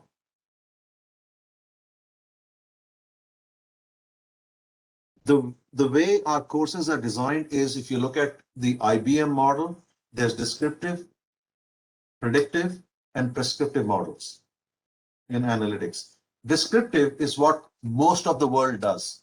Just because you've done business analytics or data science doesn't mean you get employed and you'll start doing these big models. They'll basically say, well, you sit down there and massage this data and make some graphs. That's how life starts off. All right. 90%, 95% is descriptive modeling. Predictive modeling is, can we do, face recognition? Can we predict someone doing consumer fraud or credit card fraud? That's predictive. Prescriptive modeling is optimization. Which is, we are one of the few programs that actually does that. I hope most of you have done linear optimization. Well, we'll make you do non-linear optimization. We'll, get you to do real optimization using Python. And, that's what actually makes our program more attractive to the IBM types. Those of you are interested, not everyone is going to be good in that, but we're going to make you do that. So, and that's part of the deal. Okay. So over the years, those who've gotten really good placements in IBM and FedEx are basically, they get to work on the interesting assignments. So if we have these drones, how do you optimize the drone pathway? So you're solving a problem which is going to be implemented 5-6 years down the road. This is not for everyone. There are always 3 or 4 people in every batch who will do that. You know that, right? You've done that. That happens in college. That happens, right? So. Right, sir. Thank you so much, Shivraj sir. I don't think there are any more questions. So if it's fine, we can wrap up the session. Yes, sir. Absolutely. I'm giving my email in the chat box. Feel free to send me an email, and if you have any follow-up questions. But I'm sure Zuarez and Siyash have developed far more expertise on being up to date on anything GW related. So maybe you can ask them the question, and you can ask me also. If I don't know, maybe I'll ask them for answers also. Thank you, Professor Shivraj. It's wonderful, as always, to hear to you, and I'm sure your guidance would be there for George and Suresh, and also for our incoming batch. Of course. And yeah, I'm really looking forward to welcoming these 2 individuals. And I'd like, just give my regards and say thanks to Shantanu. And those of you who don't know Shantanu, that's your director. And we were together in IIT Delhi. And Krishna also. Manish, by the way, sure. The backbone of this program. So I can't thank Manish enough. I mean, he is just wonderful. And again, I've been to Jodhpur a few times in my life. That's because I spent 4 years in Pilani. So those are wonderful days in Rajasthan. So you should plan again, and you would also meet our new students. Absolutely. And I'm just waiting.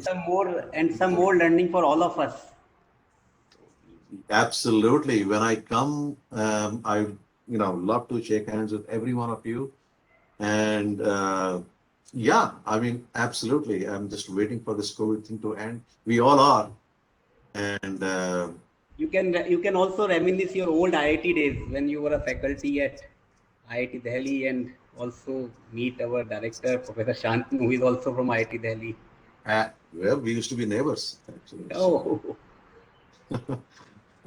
Neighbors in the sense we used to live in the same buildings. Yeah, it is like a family there. Yeah, absolutely. Right. Absolutely. I mean, those are good days. Thank you, Professor Shivraj. So nice. And we never, it is always happens that we wish to continue, but time is always come. Absolutely. No. I won't want to take you away from your program. No, but I wish to speak to more and more. Maybe I can connect with you again offline. Please do. And thank you so much for those questions, everyone here. So,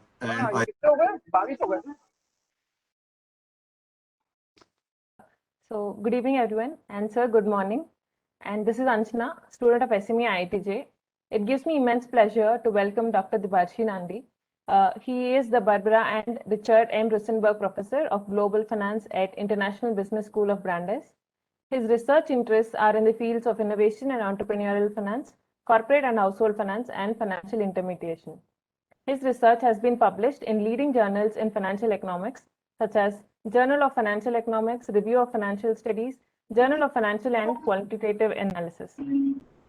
Sir also serves as the Program Director of MSF Program, the Masters in Finance, and the Director of India Initiative at Brandeis International Business School.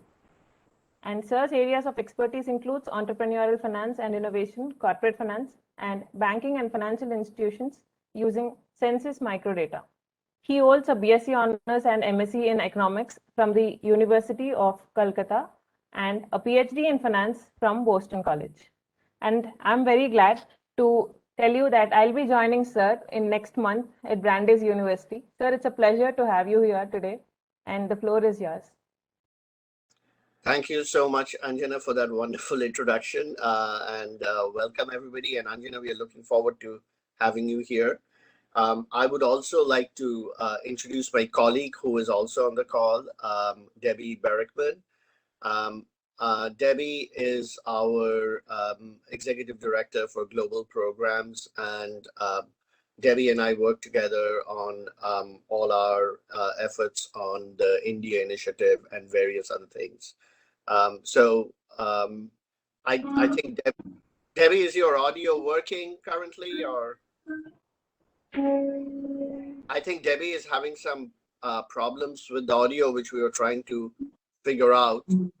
But we are both new to the WebEx platform, so not very proficient at it. We mostly use Zoom. So,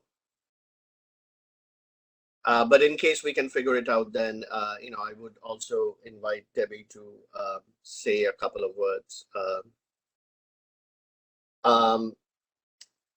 So I had a couple of slides that I wanted to share, but Manish, could you? I can't really figure out how I can share my screen here. Yeah, actually, at the bottom, are you able to seeing the share button? The third button. No, we have the third button maybe still says join meeting. Okay, let me see if it works. Okay. Yes, I believe it has. Okay.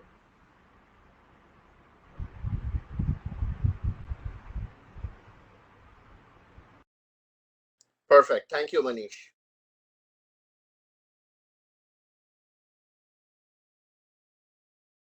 So I have a couple of slides that I will share just to give you an overview. And then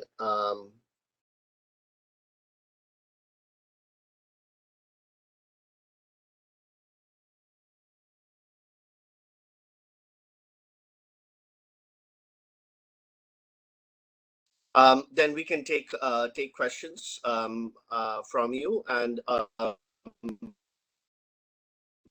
just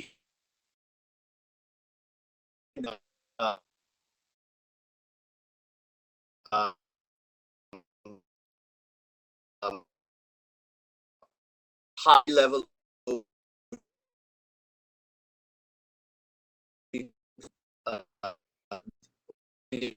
more details in a later meeting presentation.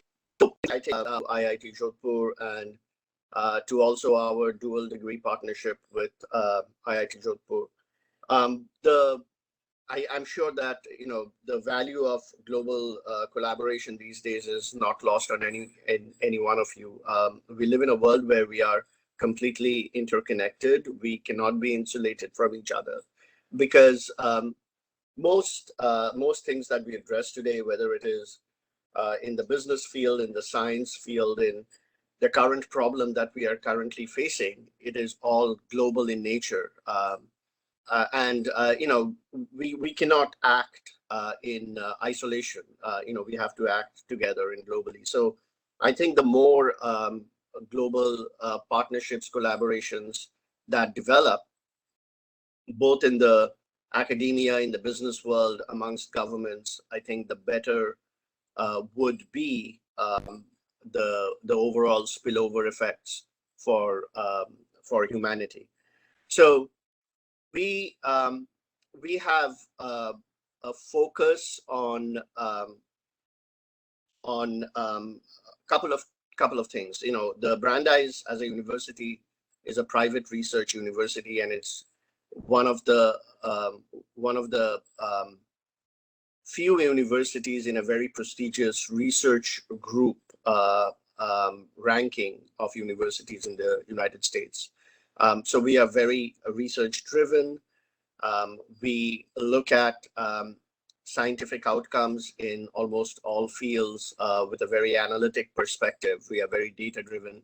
We are very analytic, and hence, IIT is one of our natural partners.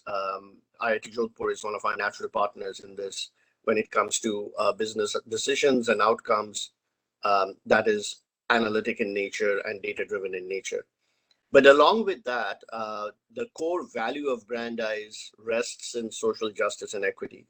The university was founded, 60 years ago, in order to address social justice issues, in order to make education high quality, research oriented education available to every single person, irrespective of their background.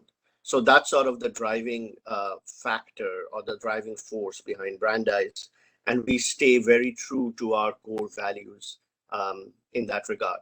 So social justice, equity is sort of what drives our, our overall ideas.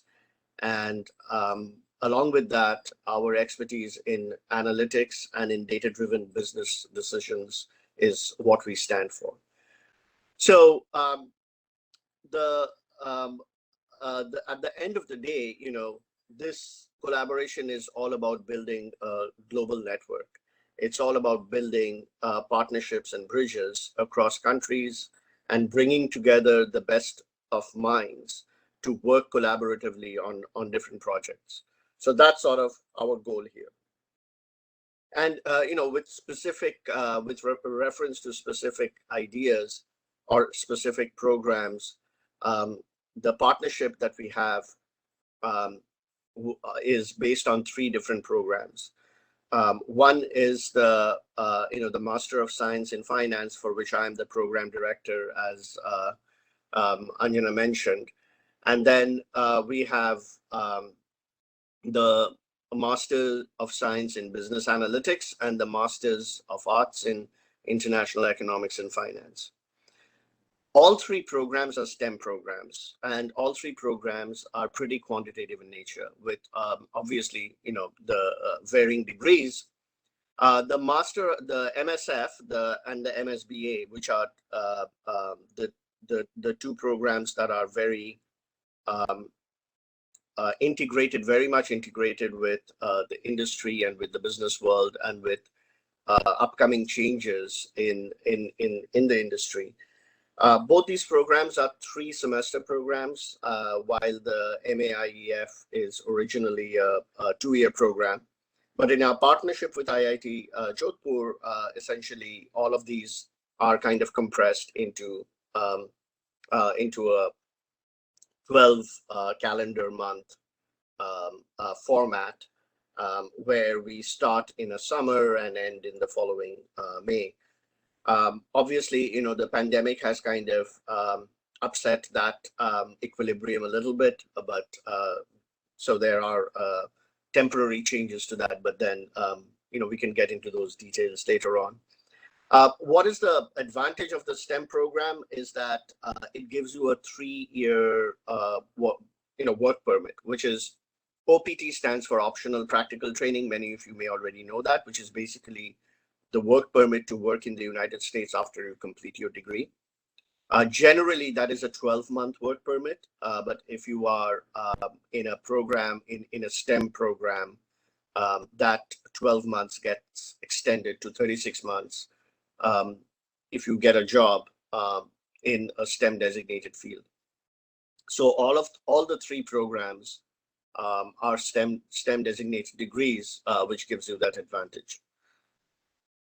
And then the format of this, as I said, is basically a 2nd-year add-on after your 1st year at IIT Jodhpur. So essentially, you would be getting 2 degrees, one from IIT Jodhpur and one from us, and you would be an alumni in both our institutions after you graduate. So hopefully this gives you an idea of the flavor of this partnership and this collaboration, and what we are able to achieve in doing this. You basically get the best of both the institutions.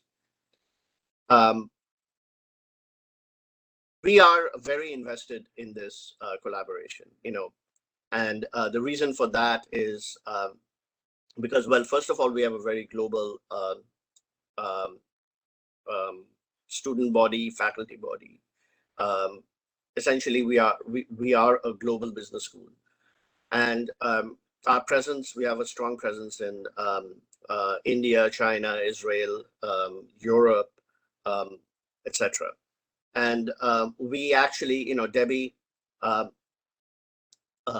Debbie's department is very involved in putting together all these global partnerships, in putting together global experiential learning programs, and experiential treks to different parts of the world: Latin America, Israel, China, India, and so on.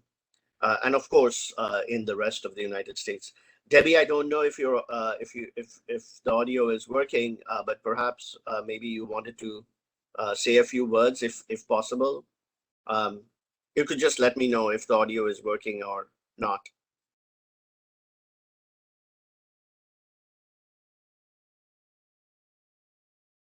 It's working now. Okay, great. Thanks, Debarshi. Hello, everyone. Very nice to meet you. I'm Debbie Barrickman. I'm the Executive Director of Global Academic Programs. As Professor Nandy had mentioned, we have global initiatives that encompass many countries. Of course, India is one of them.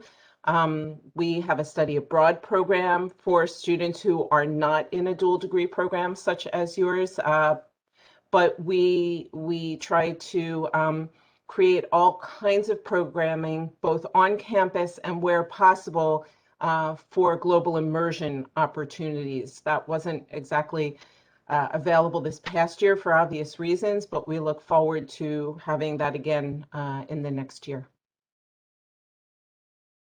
Thank you, Debbie. In particular, I also wanted to mention the India Initiative. This partnership is under the auspices of the India Initiative, which is our effort to engage with not only academic institutions, but also industry, business, and government in India. In 2018, we organized together with IIM Calcutta what is called the Smart 50 program, which was a pilot program that was done by the Ministry of Science and Technology of the Government of India to basically spur innovation in the country. This was the international aspect of it was managed by us, and teams from here eventually went to the finals in Delhi for that program. We also have various other programs on the India Initiative, and we can speak about that in more detail. Our admission process, and we can have follow-up sessions on that, are we don't really need test requirements. We essentially would consider your performance at IIT for the admission process. And our colleague Kelly Shugru, who is the Assistant Dean of Admissions, would be more than happy to kind of speak with all of you to discuss in more details.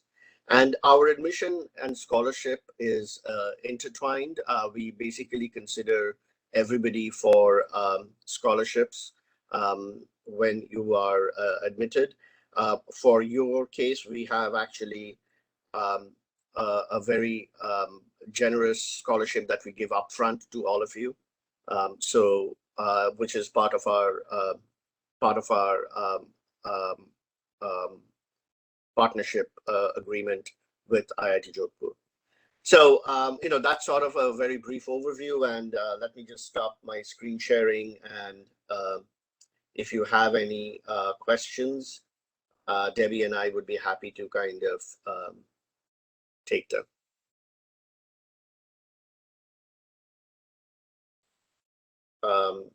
Let me just see if I...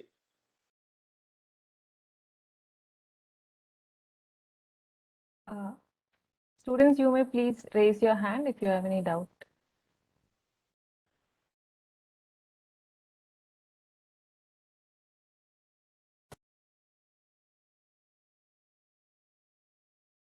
Manish, do you want to discuss anything in particular that we could address or we could talk about? Yeah, actually, I think that the programs which we are offering on the three options which we have from Brandeis, they are very well complemented with the MBA degree, in the sense that they offers the complementary domain knowledge, and so that is one aspect of it. And so the students who are opting for the dual degree, they would be getting the 2 degrees, and that is another advantage in 2 years. So as Professor Debarshi already mentioned, that MA in International Economics is otherwise a 2-year degree, and MBA is also a 2-year degree. So that way, it takes normally 4 years to earn MA and MBA, and they are complementary knowledge. However, under the part of the dual degree option, you are getting this 2 degrees or 2 domain knowledges in one bucket, and in 2 years the double degree option is there. So it's a very attractive option, and I think that in India, to my knowledge, I think we are uniquely placed at such. So Professor Debarshi, maybe you can also take them through to the semester guidelines, like when the semester starts, and when do you suggest that they should apply, so that they can start planning well in time, so that and when they can expect the result, so that once they get the notification, they can apply for visa, and so that their process begins. Right. Absolutely, Manish. And, I think maybe we can have a follow-up with our Assistant Dean of Admissions, who can provide you much more details. But in general, the idea is that, you start applying in the fall, like in November, December. And we finalize the applications in the early spring, which would be like in February or so. And then, it's because we are a partner school, it's a rolling admission. We don't really have a hard deadline. I mean, we have a end date after which obviously there isn't enough time to process applications or process everything so that you can get here on time. But it's a rolling application process, and then generally we would encourage you to kind of start early, because the earlier you start, the better, the more time you have in order to kind of do this. And we can definitely follow up with a specific session focused on admission. If you visit our web pages, you will find a lot of information on career placements for each of the 3 programs. So if you go to the program website and then scroll down to career options, maybe I can quickly show you one to give you an idea of how that works.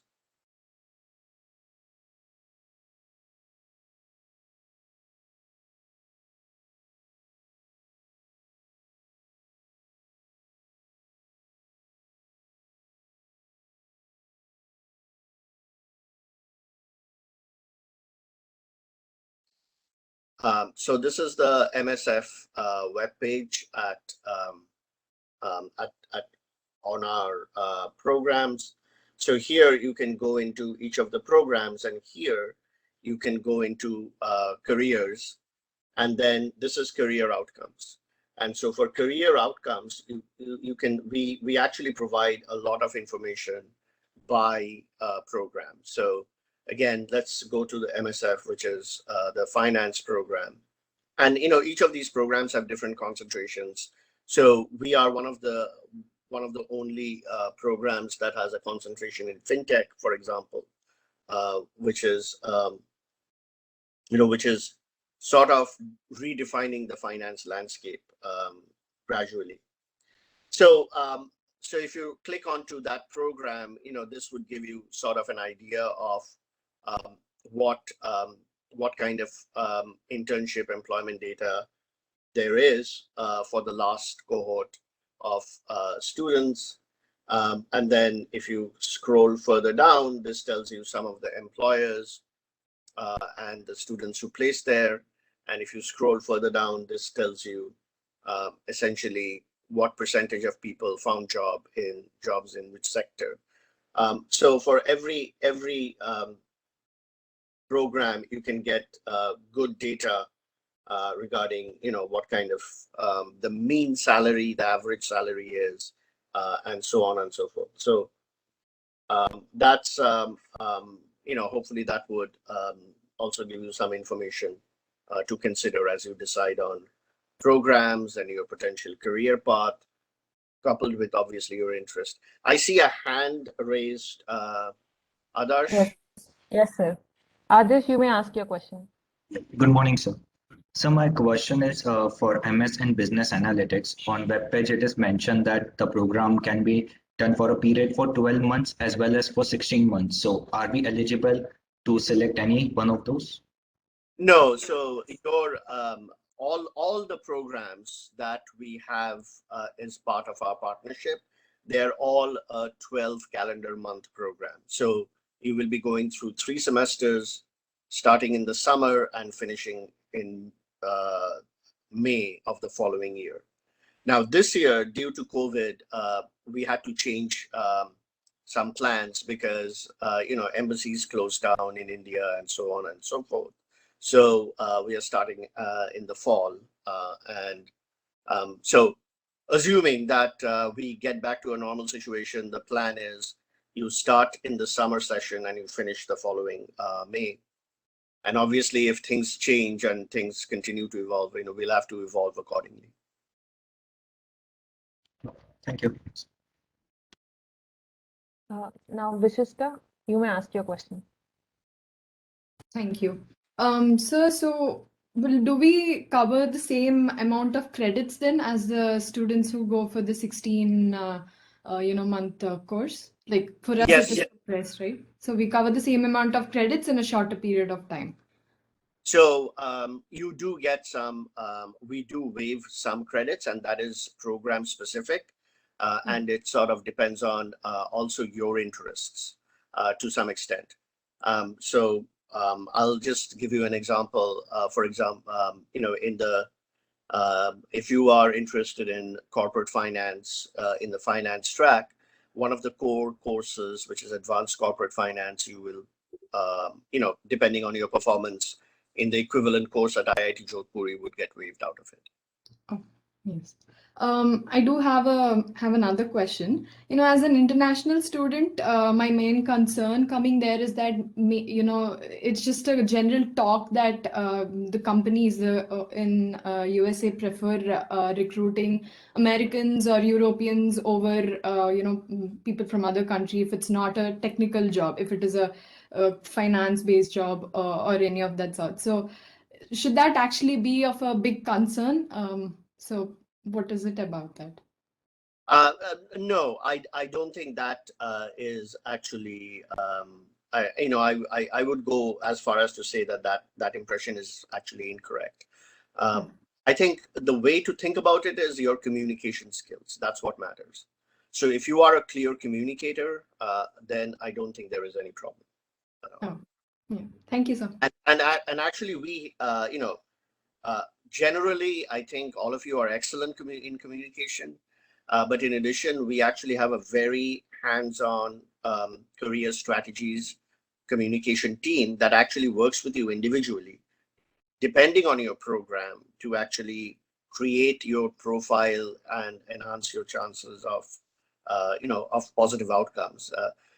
Look, we are only as good as how successful you are going to be in the future. So, yes, thank you. You're welcome. Vishal, you may ask your question now. Vishal Gupta. Good morning, sir.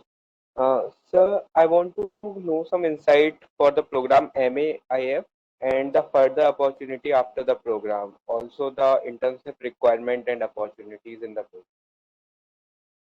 Yeah, so let me answer the second part, which is on the internship front, you should look up the webpage for that program. That would give you, see, internships, we are extremely successful.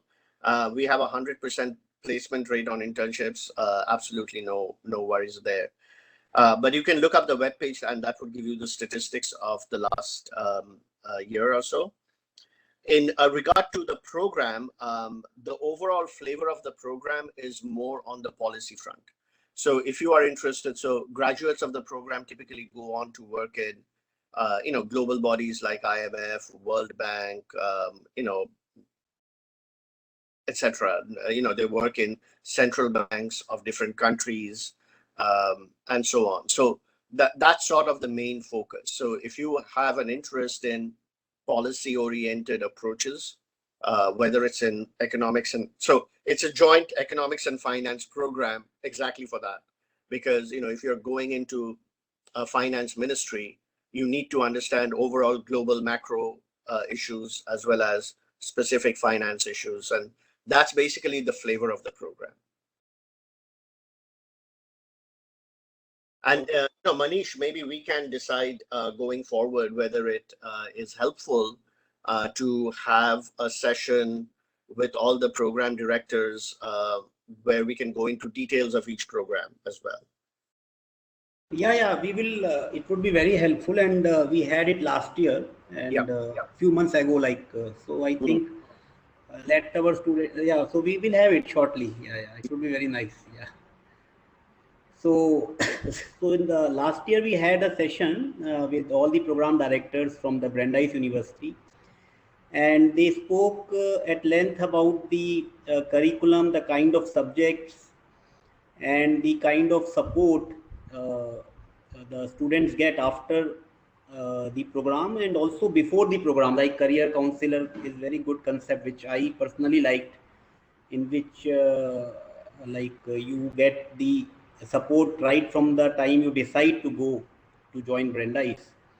And there, because the time at the foreign destination is very less, because in 1 year, your course is already fast tracked, as Professor Debarshi has said. So you are doing a fast track course in which 16 months of work you are doing in 1 year. So, and you have to settle at a new land. So from that perspective, many things like your CV, your grooming of your CV, learning some skills, some programming language, picking up some skills which you can do in India itself, would definitely boost your profile, and so that you can immediately start your OPT after your completion of your degree. So that way you have a career counselor from Brandeis. So such things, and details of all the programs, so that you can better appreciate the value. And you can see how it helps you, how it is aligned with your background, how it is aligned with your future goals, your aspirations. So that way it would be good, and we will have it. Yeah, thanks, Manish. Yeah.